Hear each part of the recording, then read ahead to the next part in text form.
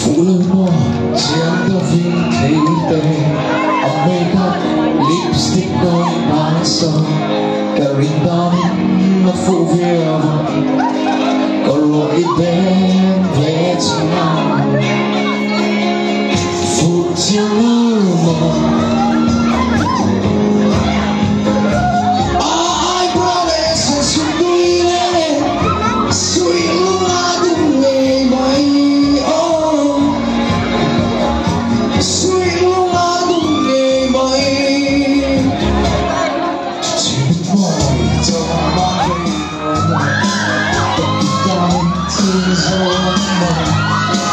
cây sông có phía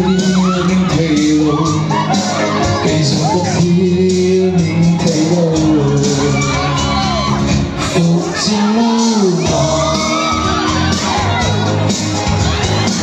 ai promise rằng chúng tôi lên suy lúc nào cũng về vậy suy lúc nào cũng về vậy tôi sẽ về tất cả mọi xin lỗi về càng đó với khát vọng tôi lại càng đó với khát vọng phụ chiếc mò ai nói sẽ suy lên suy lúc nào cũng về vậy